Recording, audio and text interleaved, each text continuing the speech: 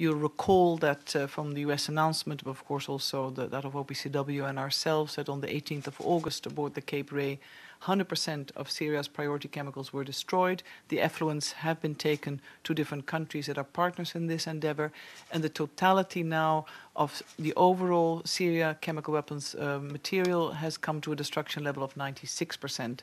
A lot of work is ongoing to then planning for implementation to start shortly for the remaining 12 production facilities. These are, however, 7 hangars and 5 tunnels, and that is a work of sort of engineering, equipment that is needed, and verification and monitoring.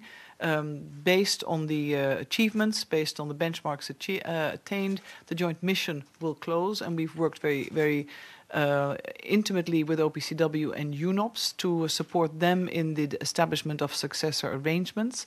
So from the 1st of October, OPCW is leading on the completion of implementation of activities, supported by UNOPS in a sort of a service provider arrangement. Secretary General has indicated that his good offices will continue to remain, of course, that reporting to the Council, availability also to engage both with the Syrian authorities, with other counterparts, member states on the issue.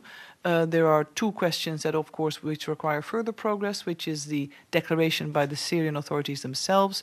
There are still some discrepancies or questions that are being asked. That's a work in dialogue. It's a discussion that is continuing in Damascus as well as The Hague. And then, of course, final reporting needs to happen on the completion of elimination of the 12 production facilities.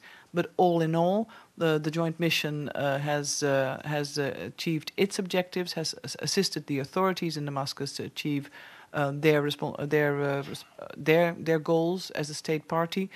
But the residual activities that remain, of course, are also of importance and interest to the Council, so they have asked to be briefed on a regular basis as before for a foreseeable period. And my question is regarding the opposition's chemical weapons, because Khan al-Assal was allegedly done by the opposition. Also, the Turkish authorities seized 2 kilograms of sarin gas on a passenger aircraft, and 12 people were arrested at the time. Also, there are indications that ISIS has chemical weapons. How can you declare Syria as clear or clean of chemical weapons at this stage, when the opposition, there are doubts or suspicions that a lot of chemical weapons remain there in the hand of the opposition fighters?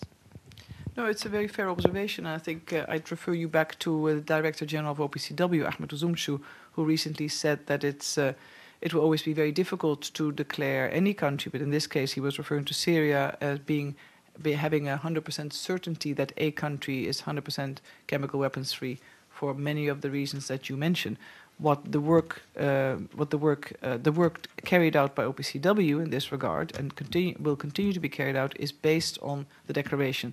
This is guided by the convention. Now, the convention, of course, is a state party instrument. And this day and age, of course, we're dealing with many more actors. Thank you.